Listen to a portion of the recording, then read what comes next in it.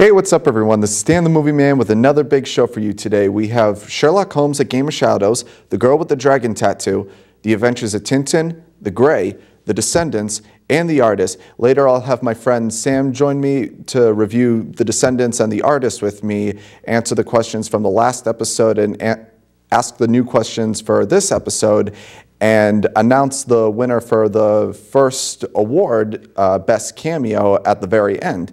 So, with that said, let's talk about Sherlock Holmes, A Game of Shadows, starring Robert Downey Jr., Jude Law, Noomi Rapace, Stephen Fry, and Jared Harris. Now, this is a sequel to the first Sherlock Holmes, which, in my own opinion, I think is fantastic. And this time, Holmes and Watson are on their way to battle against their arch nemesis, Professor Moriarty, played by Jared Harris, with also the help of Sherlock's brother, played by Stephen Fry, and the gypsy, played by Noomi Rapace, the original girl with the dragon tattoo.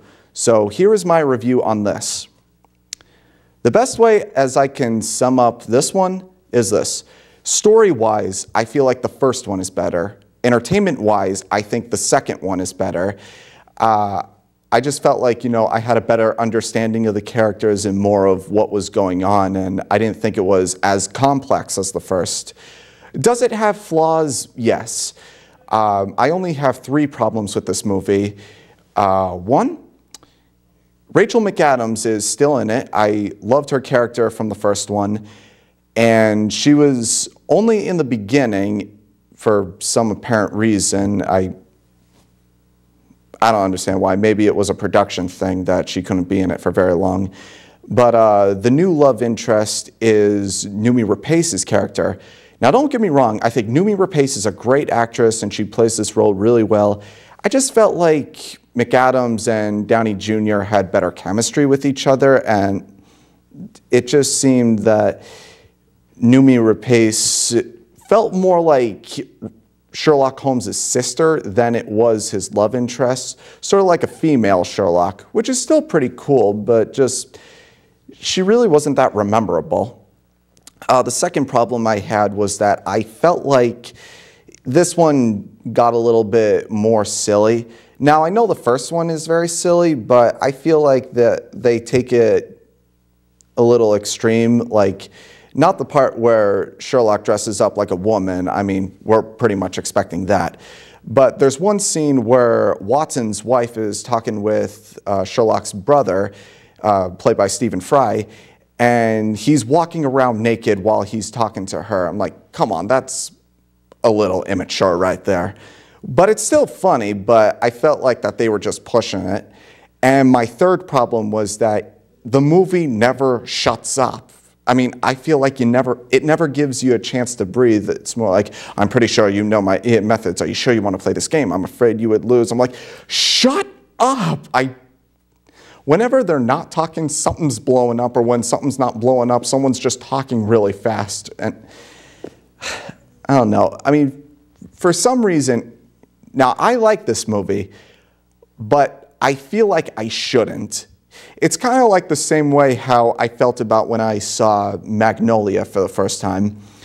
When I saw Magnolia, it was giving me signs to hate this movie, but I was starting to like it more and more. And that's sort of how I felt like when I saw Sherlock Holmes 2.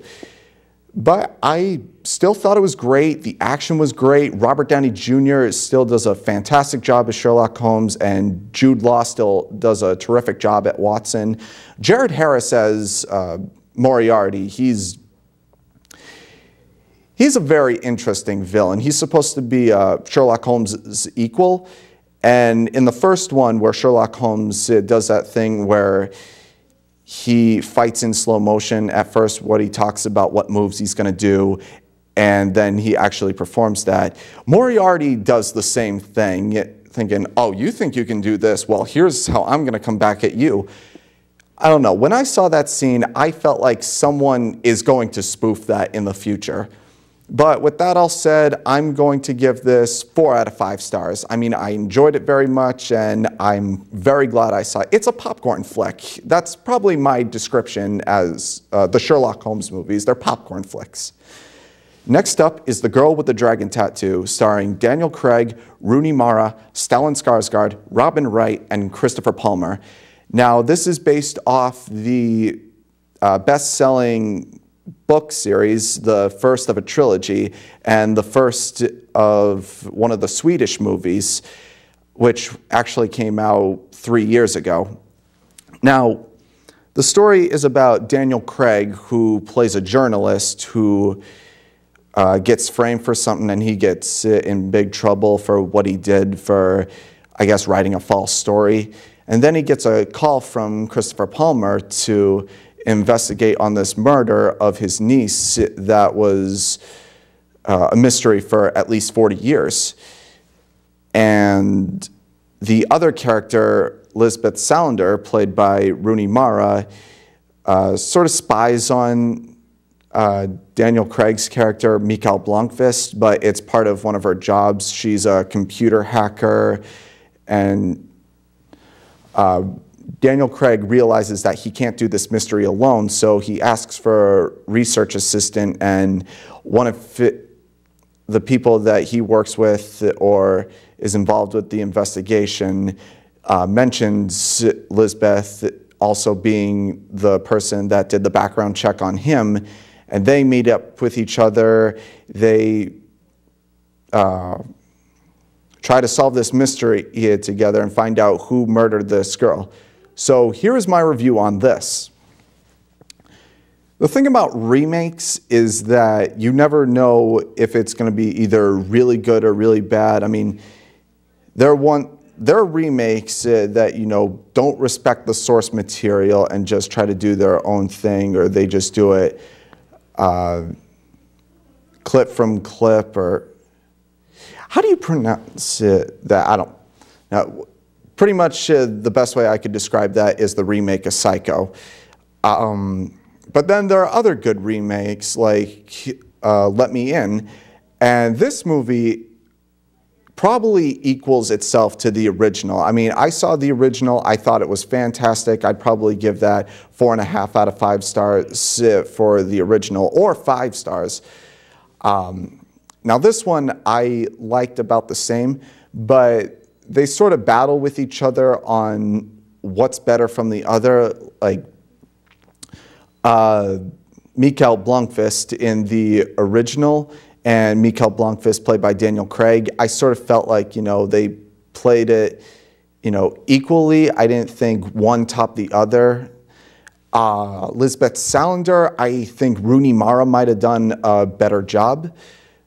Now, I think Noomi Rapace, she did a fantastic job as Lisbeth Salander in the original film, but I felt like she was giving off as the stereotype of a goth and just kept the same appearance throughout the whole movie.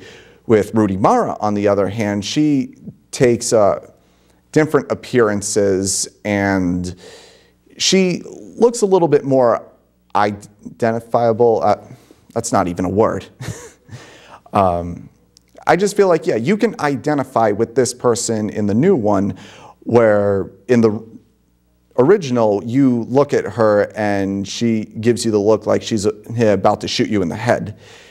Some of the other great performances are great, including Stellan Skarsgård's character, who plays the victim's brother. Robin Wright plays this co-editor of the same magazine that Daniel Craig works for, and they're in an affair with each other. And both of the roles from the original and the remake, they sort of battle it out, but it's pretty much like what the Joker said in The Dark Knight. It's what happens when an unstoppable force meets an immovable object. And I think that's probably the best example I can give between these two movies just battling out on which is better. One thing I liked about the original more than the remake was that I felt like the mystery meant more to them. Like, the victim was actually Mikael Blomkvist's sister. I mean, not his sister, his babysitter when he was younger, and they don't bring that up in the remake, but I don't know if it's sort of hinted. I'd probably have to see that again. But the remake sort of felt like Inception also a little bit, where when Ken Watanabe was talking to Leonardo DiCaprio saying, you know, if you do this mission for me, I can get you back to your family and help you not be a wanted man for the rest of your life and go back to America, which in The Girl with the Dragon Tattoo, it's sort of the same thing. Chris Palmer is pretty much telling Daniel Craig, you know, if you help solve this mystery, I'll prove that you're innocent and blah, blah, blah. But I still thought that this was great. It's probably one of my favorite movies of the year. Now, it does get very graphic, but I can handle graphic movies, but it gets very uncomfortably graphic, if you know what I mean. But with all that said, I'm going to give this movie 4.5 out of 5 stars, just like I would probably give the original. Next up is The Adventures of Tintin, starring Jamie Bell, Andy Serkis, Daniel Craig, Simon Pegg, and Nick Frost. Now, this is based off a graphic novel trilogy about, what else? The Adventures of Tintin, who is an investigator who is voiced by Jamie Bell, and he buys a model of a ship called the Unicorn, and this man named Rakhan, played by Daniel Craig, wants the ship for himself, but Tintin doesn't know why. But then he finds out that his house was broken in, the ship model was taken, and he finds out that the ship means more and it leads to a treasure. And as he gets captured, he comes across someone named Captain Haddock, played by, I just drew a blank on his name, Andy Serkis. Andy Serkis, aka Gollum, King Kong, and Caesar from the new Planet of the Apes. And they go on an adventure with each other, try to find this treasure. They're also helped by Simon Pegg and Nick Frost, who play their allies, Thompson and Thompson. So here is my review on Tintin. Tintin I enjoyed very much. I wouldn't say it was one of my favorite movies, but the animation was beautiful.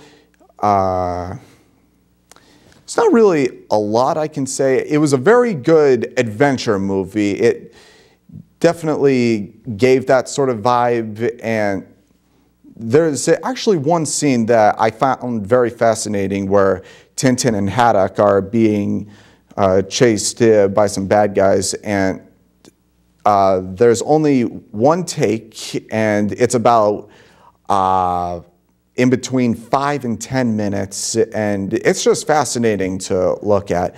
The animation's great, the story is great. I'm surprised that this movie was PG because, you know, there's a bit of adult content in it, including smoking and drinking. Even the voices that voice these characters, Jamie Bell, Daniel Craig, Andy Serkis, even Simon Pegg and Nick Frost, they nailed it with these characters. They got it down. Like half the time I couldn't even recognize their voices. And that's when you really know that they're doing a fantastic job. Just like when Mark Hamill voiced the Joker in the animated Batman series, you can hardly even tell that's Mark Hamill. It is not perfect, however, but I still thought that this was a fun movie. I'm very disappointed that Steven Spielberg is not nominated for Best Director for this, and he also directed War Horse, so yeah, he directed 2 movies, didn't even get nominated. What are the odds of that? Also, Peter Jackson produced this, and Edgar Wright was one of the executive producers. And they even said that when they go ahead with Tintin 2, they said that it's possible that Peter Jackson might direct it. And I would absolutely love to see that. What else could I say? Probably nothing more. But with all that said, I'm going to give this 4 out of 5 stars. Next up is The Grey, starring Liam Neeson. Now, this is a movie about Liam Neeson, who plays someone who works for an oil company, and he goes on a plane with a bunch of other people, and they crash land in Alaska. And it's pretty much a story about survival and how to get along with each other. And along the way, while they're trying to look for help or any sort of shelter, they come across a bunch of wolves. Now, these wolves are absolutely not normal whatsoever. They will like rip your face off if you look at them wrong. And yeah, they're pretty much walking around Alaska looking for shelter and try to survive against the wolves or even fight against them. So here is my review on The Grey. I liked it up until the ending. Now, the movie itself is very good. The dialogue is fantastic. The thing about with Liam Neeson, when I saw the trailer, I thought that he was trying to do an American accent again, which I feel like he has a very hard time doing. But I found out later that he was supposed to be Irish, and I kept asking myself, why does he have an Irish accent now? So after they mentioned he was Irish, I'm like, well, duh. Now, the reason why I didn't like the ending was because it leaves you open-ended. Now, open-ended movies can sometimes be good or they can sometimes be bad. But, you know, it gives the audience a chance to, you know, decide for themselves how to end. This has happened before many times. It's happened with Warrior, 50-50, The Ides of March. Even Inception did it, and even some of my other favorite movies. Sideways, they did it in Sideways, and they did it in The Graduate. Now, sometimes open-ended movies can be bad because, with an example like this, I'm not going to say what the scene was, but I was getting pumped for it. I'm like, all right, yeah, this is going to get exciting right here. Here we go. Cuts off to black. Like, are you serious? Are you kidding me? Like, I felt cheated. I really did. But it kind of makes sense that it would leave it open-ended because right before it happened, we go to a flashback. I'm like, oh, that's an interesting twist. And but here's the thing. A friend of mine posted a link here on my Facebook page leaving the after credit scene of the movie. Now, it's like about 3 to 5 seconds, but it shows of like the aftermath of the ending, I will say, which I kind of appreciate it a little more. But after I saw the ending, like when the credits started, I was pissed. I was really frustrated, and I thought, really, I paid $9.50 for that? But like I said, the movie itself is good. I was originally going to give this 4.5 or 4 out of 5 stars. And now the ending may sort of make up for it. But, you know, I really wanted to see how this scene would go down. So with all that said, I am going to give this 3.5 out of 5 stars. I will be having my good friend Sam Burley to review The Descendents and The Artist with me. How you doing, man? Pretty good, yeah. Pretty good. How's your new semester going? Oh, going pretty well. That's good. So why don't we talk about The Descendents? What do you say? I thought it was really good. When I first saw it, I liked it, but I wasn't sure if I liked it as much as previous films by the director Alexander Payne. Yeah, he's also the director of one of my favorite movies, like I said, Sideways. Yeah, like compared to Sideways, or another one I liked by him a lot was Election. Both of them I thought were more kind of laugh-out-loud funny, and I thought The Descendants was a little more serious and a little more sentimental. But as I thought about it, I really liked it even more because it had really good characters, very three-dimensional. And also, I mean, it never, considering it was a really, you know, dramatic and emotional subject, it never got too melodramatic and never became like a soap opera. And I liked how the screenplay wasn't predictable, and it was one of my favorite movies of the year. Yeah, I did enjoy it. I think it deserves to be nominated for Best Picture. However, I don't really think that it deserves to win because I didn't really feel like this was anything special. I mean, I thought it was great. By the way, it's about a father who spends more time with his daughters because his wife is in an accident. And one of his daughters tells him that the wife is cheating on him. So pretty much the story is about him connecting more with his daughters and finding out who this guy is. And actually, two actors I didn't know who were in it were Beau Bridges, who is a good friend of his, and Matthew Lillard. Yeah, Matthew Lillard was surprising because he hasn't been anything in a while, and he's most known for movies like the Scooby-Doo movies and Scream. Yeah, Matthew has had a share of embarrassments in the last few years, but, you know, I think this is probably his comeback. Yeah, I'm hoping so, because I was surprised that he was, dramatically, he showed a lot of emotion, he was a good actor. Just that, I did kind of feel bad because he was such a small part that hopefully that will open up to more roles. I liked about the movie is like all the acting was great. I mean, George Clooney obviously was excellent. It was definitely the best performance I've seen of his. The actresses who played the two daughters were both really good. Yeah, especially the 17-year-old, because you know she actually did feel like a real-life character, thinking, you know, I've seen this kind of person. Yeah, she's not like the stereotypical teenager there are a lot of movies exactly and TV shows. That's why I think she was snubbed for Best Supporting Actress for a nomination. I think she deserved it. Oh, definitely. Yeah. Also, I thought even the characters that at first seemed kind of goofy, like her boyfriend at first, like, oh, he's just this kind of stupid stoner kid. Even he became more... then he becomes more likable. And more dimensional. And I also like some of the supporting performances, like Judy Greer, who played Matthew Lillard's wife. And I liked Robert Forster, who played the father-in-law. He played the father of the wife. And yeah, I thought he did a good job in a couple scenes he had. So overall, I really thought it was really well written and acted and directed. Yeah, movie. The writing is fantastic, and it actually leaves me questioning myself, you know, do I really want to go to Hawaii during the summer? So yeah, it definitely has a different look at Hawaii than a lot of other movies. It's not Lilo and Stitch. Yeah, you think to yourself, never really thought about that. Yeah. So probably with all that said, I'm going to give this 4.5 out of 5 stars. What would you say? So would I. I would get 4.5 too. All right. Last but not least is The Artist, starring, I hope I'm pronouncing this name right, Jean Dujardin? Yeah, I think that's close enough, if it's not the... And Berenice Bejo? I think it's Bejo. Bejo? Yeah. James Cromwell, Penelope Ann Miller, Malcolm McDowell, and I hope I'm pronouncing this name right, John Goodman? Yeah, who's... You know, obviously the most famous person to star in the movie, I would say. Yeah.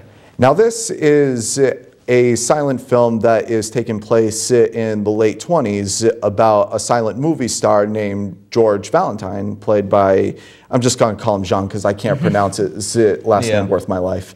And he meets up with this girl named Peppy, played by Berenice. I hope I'm pronouncing her name right. I'm sorry if I don't. And, you know, but he's already married, his wife played by Penelope Ann Miller, and it pretty much shows, you know, both their lives turning upside down, but more connecting with each other. John Goodman plays, he plays, what, his agent? Yeah. You got James Cromwell, who plays George's butler. Also, you got Malcolm McDowell in it, and when I saw him, I was thinking, oh, I wonder what his role's going to be. He's only in one scene. I'm like, come on, it's Malcolm McDowell. Yeah. It's Alex from Clockwork Orange. So I agree. I think he should have been in it more. Yeah. So here is our review on The Artist. Now, I have never been a big fan of silent films, but after I saw this one, I don't know. I liked it. I thought it was entertaining. What did you think? I think it is really good as an introduction for people who haven't seen silent films. But being someone who's seen not tons, but a pretty good amount of silent films, I didn't think it quite compared. And I think if it actually came out in the late 20s, I don't think it would have been as big a deal. I think because it's a silent film in 2011, people are maybe, you know, hyping it up a little more. You know, like, yeah, I felt like if this was just a regular movie with sound, I felt like it would have been like a regular generic love story. Well, yeah, it was more kind of, and also it was a very similar plot to Sing in the Rain, which, and I'm not a huge fan of musicals, and that was a really good musical, but it was also about the changing of fame after the end of the silent era, and I thought that was personally a better movie. What I really liked about The Artist, because I was getting the vibe that this would just be a regular love story, but I felt like this was more of a story about the rise and fall of an actor and what happens when you let too much of the fame get to your head and what it does to you as a person. Now, like I said, if that came out in the 20s, might be considered more innovative, but there have been other movies more about that, so I didn't think the plot was quite, as amazing. It wasn't my favorite silent film. I mean, my favorite silent film of all time is Gold Rush, so... Yeah, I thought Charlie Chaplin movies are better, and then, I mean, these are completely different kinds of silent films, but two of my favorite silent films of all time, one was Metropolis, which is a really influential science fiction film, and the other is Pandora's Box, which is a psychological drama, and both of them I thought had deeper plots, and I thought the direction was a lot more inventive. I also thought the guy who directed it, I didn't think his direction was amazing. I mean, like his use of camera angles was kind of basic, and I don't think he has a great track record. Like the other movies he made were more kind of light. Well, the director is French comedies. himself, right? Yeah, I just didn't think he was an amazing director from this one film I've seen. What I did, the only thing that I thought, there are two things about it that I did think were excellent, and one of them I thought the musical score was really good. Yeah, isn't that nominated for like? I think so. Best score? Yeah, because there's mostly no dialogue. The score really is excellent, and I did think the main actor John Dujardin or whatever. I think if he wins, I think he deserves it because he was really good at displaying a lot of emotions without talking. I just read about him yesterday that he's doing this new French comedy, which I heard is kind of offensive in a way. Oh, really? Now, you're a big fan of foreign films. Yes, Do you I know, am. Yeah. Are you familiar with the director's work or the two main characters in general and what they've done in the past? Not actually, honestly. I just know I've looked into to the director or the artist, and his films were more kind of light kind of comedies. They weren't quite, as deep as some other French films maybe. But I did think the main actor was really good. But I also thought he was like the only character that was really fleshed out. I thought like the actress, I don't think she really deserves to be nominated for supporting actress. I mean, I think if she had a better character, she would have been good. Like I think she had a lot of presence. John Goodman was probably my favorite. Yeah, actually, John Goodman I thought also did a really good job. He has kind of a silent movie face a little bit too. In a way, yeah. I mean, he does look like the kind of person. Now, what I like about The Artist, though, is that it's a silent film that takes a little bit of twists and turns to it. There's one scene where George has this dream sequence where everything... Yeah, that's my favorite scene in the movie, yeah. And when a feather falls, there's like a huge explosion noise. And now, I thought that was a very interesting take. It's more of like the evolution of silence, and then it like leads its way to sound. And I think that's... I mean, they only did that in like 3 scenes. There's one, the dream sequence. There's one part where Pepe is being prepared for shows and other movies, and they have a song in the background. Yeah. So, and towards the end, I won't give anything away. Now, the ending got really, really dark. Yeah, well, that's the thing. Like, it started to get dark, but then at the end, it became so quick and kind of happy that I think it kind of, personally, it kind of made the movie. I think. Like, well, I like a happy ending anyway. Yeah, well, it depends on the movie, but I mean, for that case, I think it made him a little lighter. I think it'd be more daring if it had a more serious, depressing ending. But maybe I'm just cynical. Now, I felt like the main character, George, I kind of felt like that he started off as a jerk in a way. Yeah, he got more likable. Yeah. But probably the one character I felt really bad for was James Cromwell as the butler. Yeah. Because you start to feel for this guy, and you start to feel bad for him. But probably one of the best things I like about it is the dog. I love the dog. Yeah, it was cute. Yeah. Well, do I think this movie deserves to be nominated for Best Picture? Most likely, but do I think it deserves to win? I don't know if I would push it that far. I mean, I think it deserves to win a few awards. Yeah, personally, I don't even know if it should. I mean, I haven't seen every movie in the Best Picture list, but I don't know if it should even be nominated, and I certainly don't think it should win. If the movies that I would like to win won't win, though, like I think Tree of Life by far is the best film of the year, but even though it was nominated, it won't win. The Descendents, I don't know, that might win. I thought that was good, too. The one movie I think I really do want to win that I really enjoyed very much was Hugo. Oh, yes, actually, yeah. That's my second favorite movie of the year. And I thought, in a comparison to The Artist, because even though Hugo wasn't silent, it has some elements where they pay tribute to silent film. I personally thought it was a much better movie. I would give that almost 5 stars, because I just thought it had really good characters. Really good story, great visuals. And oh yeah, the 3D is fantastic. Yeah, and I really like how it has two halves that work together. And I like how there's like a reconstruction and like a reenactment of all those old silent films. And I just thought it was really creative. Yeah, it had a good nostalgic feeling to it, and you know, it just leaves you with a smile on your face. Yeah, I just thought it had more depth than the artist. I thought the artist. The only thing I think it should be nominated for is cinematography for best actor and music. I think oh yeah, definitely. The main actor, I thought he was the best part. Yeah, me too. Yeah. The only thing, like when you mentioned about Hugo giving 5 stars, in my last episode I gave it 4.5. Yeah. The reason being are two things. One, I felt like the movie was a little bit more about Ben Kingsley than it was about Hugo. Yeah, I mean it was kind of misleadingly marketed and titled. His name is in the title. Yeah, I agree, but I thought the kid who played Hugo did a very good job though. Yeah. And the other thing was that, you know, there were parts where I felt like it was a little bit slow moving.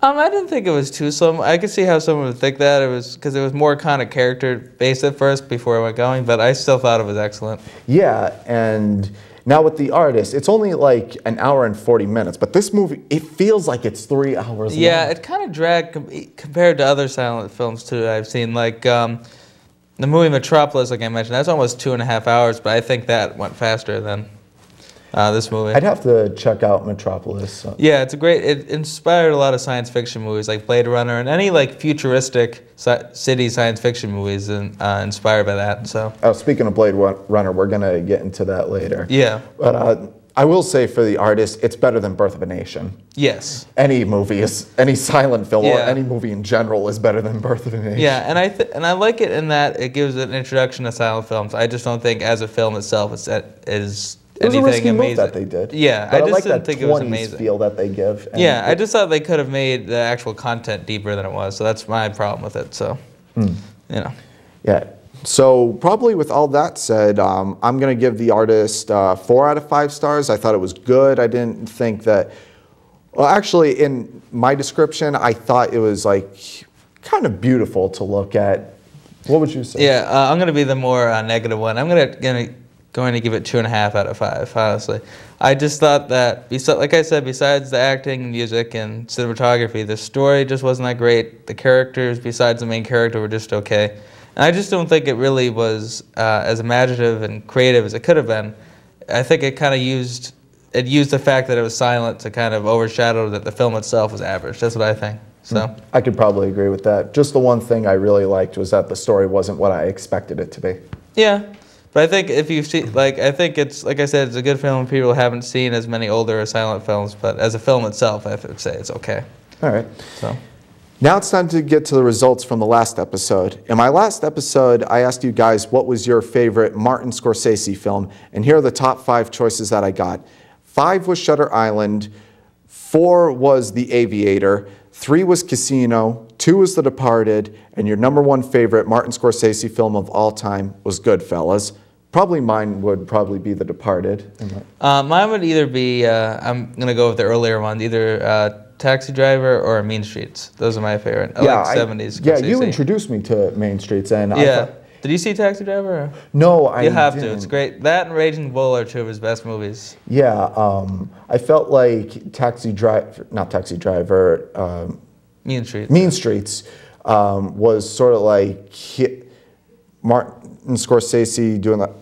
It's kind of like when Quentin Tarantino directed Reservoir Dogs. I mean, it was good for its time, and, you know, it's still considered a classic, but then, you know, people look at it and think, you know, I think I prefer some of his other work better. Yeah, I mean, personally, I disagree, but that's only because it's also very European in sensibility, and having seen a lot of European films, especially French and Italian films, I can see that aspect of it.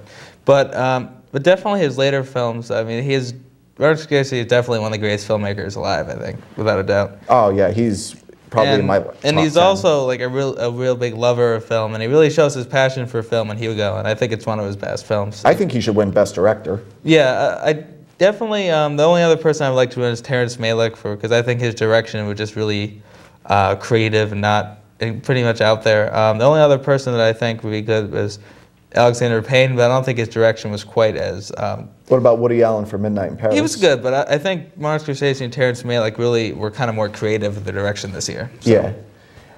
Now, the second question was pretty soon, Star Wars The Phantom Menace actually came out today in 3D in theaters, and my question was going to be, do you plan on seeing this in 3D? And no surprise, most of you guys said, no, you don't want to. Now, I might see the original ones, but I think I'm going to skip the prequels.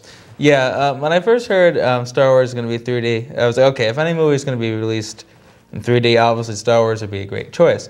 But why would they even bother with the prequels, especially Phantom Menace? Maybe I could see Revenge of the Sith. Yeah, just like how I really want it to start off. Yeah, Phantom Menace is just making it 3D. I don't think it would make it that much better a movie. It's probably George Lucas's worst movie.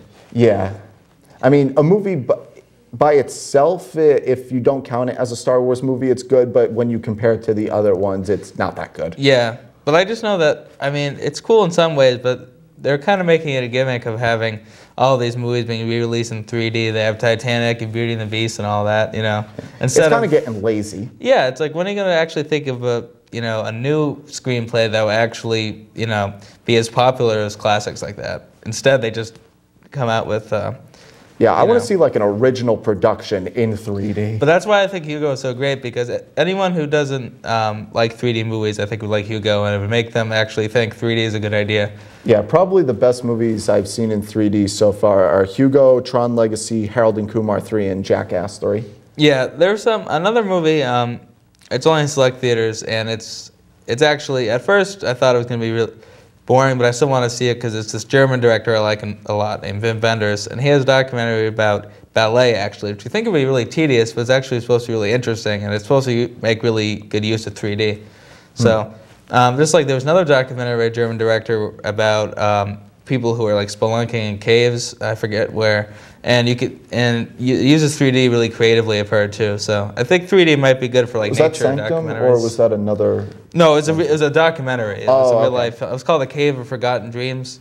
So there are a few directors that use 3D well, other ones not so well. Like I heard Clash of the Titans was terrible in 3D. Yeah, but that's because it was converted to 3D. Yeah. But when you film something in 3D, it looks a lot better. Even the new Pirates, I thought that was yeah, that was pretty well in 3D too. Yeah, but I think the $13 price, especially in this economy, I really don't think it's a little much. I mean, I didn't mind paying it for Hugo because I felt like it was an experience, but I don't know if I would do it again that many times soon. And then when you think about it, like in the future when Return of the Jedi comes out, what if like the price goes higher? Because we're pretty much paying like $90 to see each of these movies. I know. Oh, it's ridiculous. So.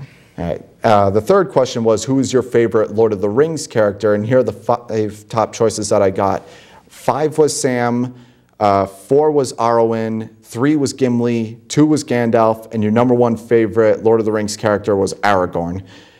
Question number 4 was, what's your favorite shaky cam / found footage movie? And the winner was The Blair Witch Project. Now, personally, The Blair Witch Project is one of those movies that I hate, but everybody else loves. I've never actually seen that. I have seen Paranormal Activity, which I thought was decent, but not amazing. I thought the acting was pretty good and had a few scary moments, but I didn't think it was excellent. I think the ending, was the best part. Yeah, definitely. It was definitely a good ending. It had a good vibe of, building up the suspense. Yeah, and I thought it was pretty good for a low budget. I heard the sequels weren't very good, though. I didn't see them. I heard the thing about the sequels is that if you like the first one, chances are you're going to like the sequels, but if you don't, you might as well stay away from them. Yeah, and I didn't really love it or dislike it, so I don't really see the need to see the sequels in that case. Sure. I kept hearing that the third one's probably the most scary, that the last 15 minutes will screw you up for life. Really? Yeah. So I'll probably do a late review for both of those movies if I ever get a chance. Okay. But probably my favorite shaky cam film is Cloverfield. Which I actually haven't seen. I heard it was pretty good. Yeah, Cloverfield has a bunch of mixed reviews, but what I like about it are the characters to it, that, they have good relationships with each other and they actually feel like real life people. If a situation happened like this, I feel like, these people, you can even identify with them. That's really what I like about in movies, is that characters that that you've seen this kind of person before in real life. Yeah. All right, the 5th question was, 2 posters came out recently, one for The Amazing Spider-Man and one for The Dark Knight Rises. Which one did you like better? And the winner, obviously, was The Dark Knight Rises. It's my #1 most anticipated of this year. Oh, definitely. The Amazing Spider-Man, I think, could go either way. It doesn't look bad, but it doesn't look radically different from the original Spider-Man, which I think was a fine I feel like this one movie. is taking itself more seriously and not as campy as the Raimi films. Even though it had campy moments, I still thought Spider-Man, the original, was a really good summer blockbuster and one of the better superhero movies. Well, the thing about, with Spider-Man 3, that was a big disappointment. Yeah, it was. Yeah. The idea of a reboot, I think, is for people to love Spider-Man again and not remember Spider-Man 3. Yeah.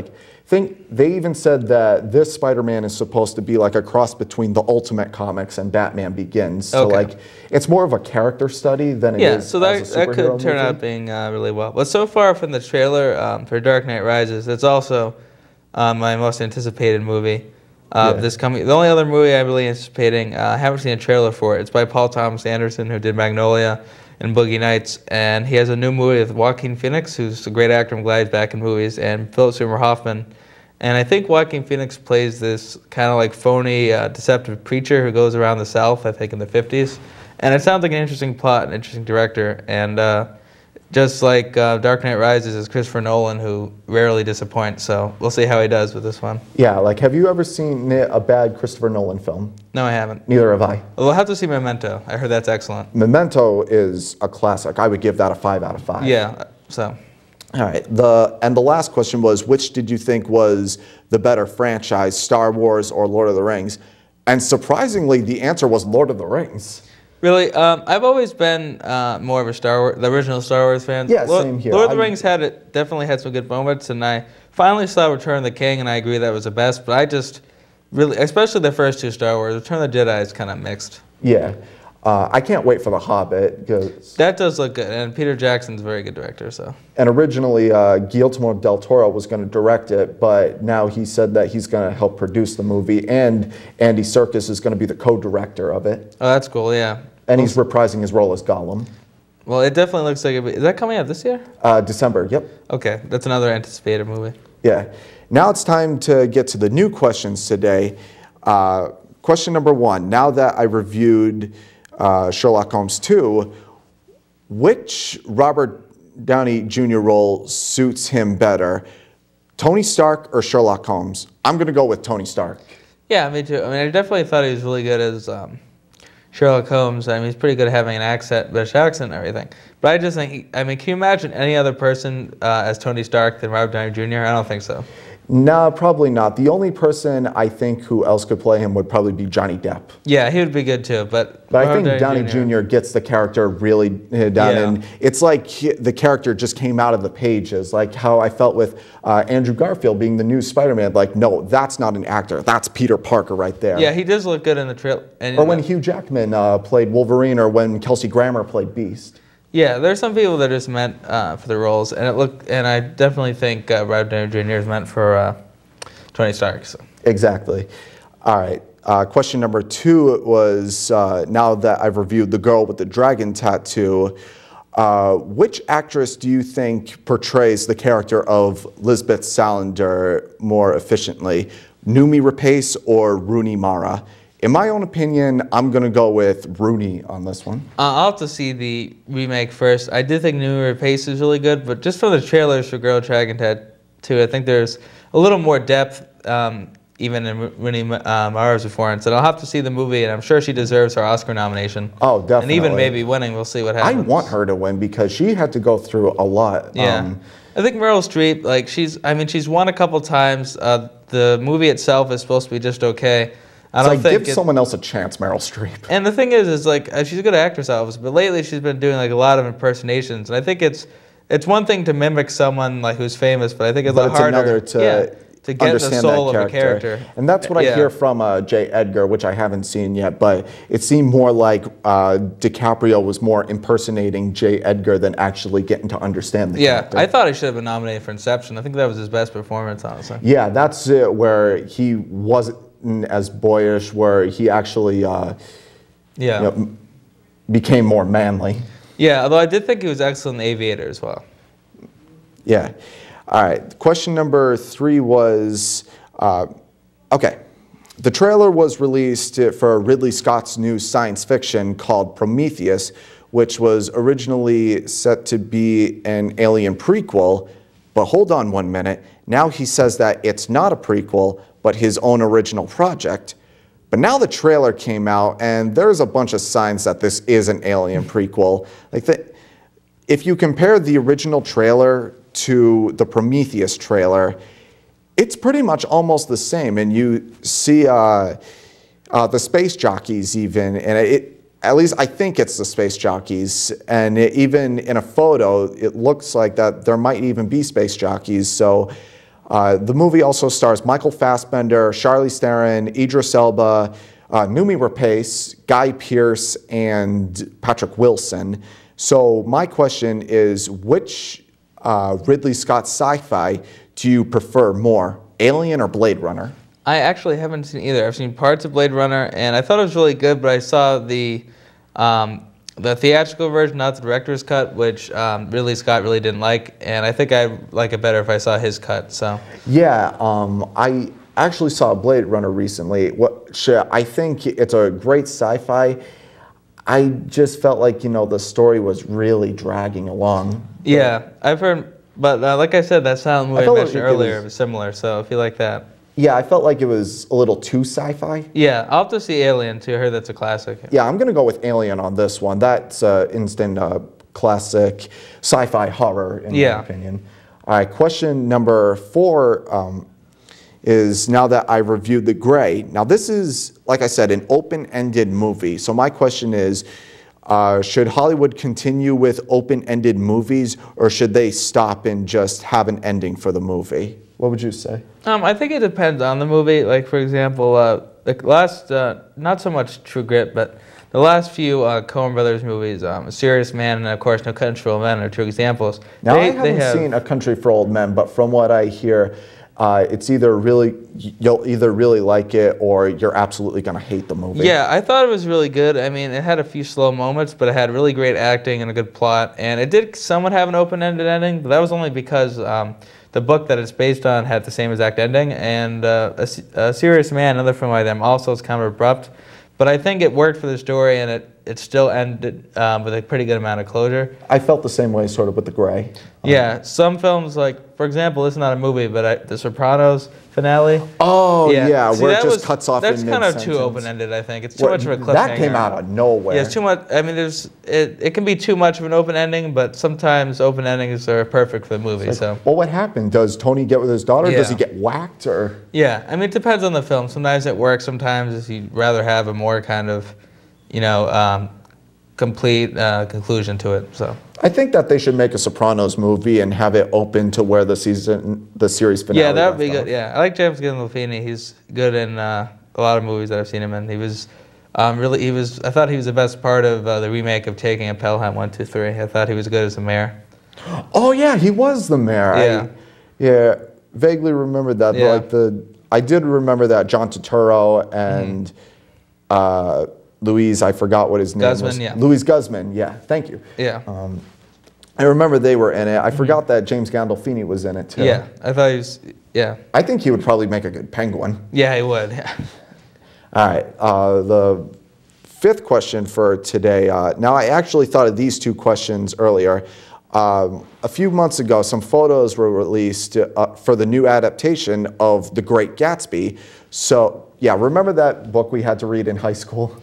I personally like The Great Gatsby, but the most famous Great Gatsby movie from the 70s wasn't a very good movie. It was even though it had a good cast, most of them were miscast. It had way over the top acting. It just didn't compare to the book. And so far, I am not a huge fan of the director, Baz Luhrmann. He directed the MTV kind of modern version of Romeo and Juliet.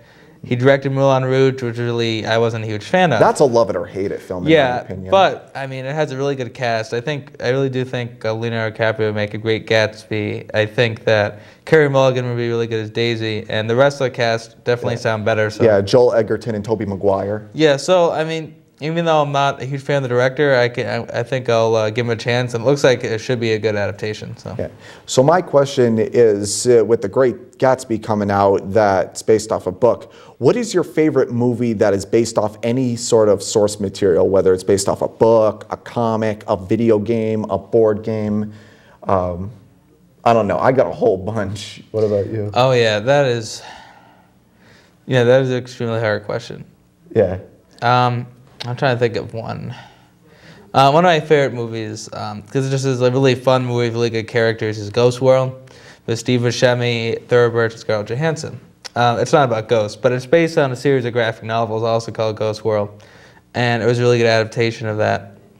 Another one of my favorites, of course, is a foreign language film. It's an Italian movie called The Conformist, which was based on an Italian novel, and it really, even though I hadn't read the novel, I heard it really got the source material down, and it's a great movie. So those are two of my favorite adaptations. Yeah, I'm going to have to think about that one today. Yeah. And the last question, now, a month ago, a few photos were released of Nicholas Hoult, who's going to be in a new zombie film called Warm Bodies, coming out in August. And from what I hear, people are saying that, well, it's based off a book. It also stars Rob Corddry in it, who plays a zombie. And people who read the description are pretty much saying that this is Twilight for zombies. So my question is, what is your favorite zombie movie? Well, honestly, I haven't seen a lot of the serious zombie movies. So personally, my favorites would be Shaun of the Dead or Zombieland. I would count those, yes. I've never seen Night of the Living Dead or 28 Days Later, which I heard are both really 28 Days Later is fantastic. I love the remake of Dawn of the Dead. Yeah, I heard that was a good job. Good movie. Yeah. I don't know if I will see this one or not. If I do, it might be for Nicholas Hoult because I thought he was fantastic as the new Beast. Yeah, he's a pretty good actor. Yeah. Yeah. All right. So now we're going to get to the first category for the award portion of the show, and that is Best Cameo. Would you like to read these off with me? Yeah, sure. You want to do odd numbers or even numbers? I guess do odd numbers. Okay. So we'll just read off the first one. James Franco for his cameo in The Green Hornet. Bo Burnham for Hall Pass. Timothy Olyphant for Rango. Anna Paquin for Scream 4. Stan Lee, as usual, appearing in Marvel Comics movies Thor and Captain America. Jeremy Renner for Thor. Samuel L. Jackson, also featuring in Thor and Captain America. Keith Richards for Pirates of the Caribbean on Stranger Tides. Mike Tyson reprising his cameo for The Hangover Part 2. Hugh Jackman for X-Men First Class. And finally, every cameo that's in the new Muppet movie. Yeah. And the winner that I've mostly gotten, surprisingly, say it with me, Hugh Jackman in X-Men First Class. There was definitely a somewhat unexpected cameo, and personally my favorite cameo was Mike Tyson, because I just think he was really funny. Yeah, one of my other favorites was Bo Burnham in Hall Pass, because I was not expecting that. He's one of my favorite comedians of all time. Yeah, he is really good. Another one that's not on your list, though, is Malcolm McDowell and The Artist. I think he made a good cameo. I was actually thinking about that the other day. The reason being, well, I made the list right before I saw The Artist, and I should have put him on there. Yeah, he would be my favorite that's not on the list, yeah. Probably my favorite in The Muppets was Sarah Silverman's cameo. She played a waitress, and I was like, oh, Sarah Silverman, I love her. What's she going to do? She's only in it for a few seconds. Just like with Malcolm McDowell, I was expecting more from them. Mm-hmm. But the awards are still going to be going on. I'll be posting them on Facebook. Put in your votes as soon as possible, and I'll announce them. Well, that's it for today. I'm Dan the Movie Man. And I'm Sam. And this is us signing out.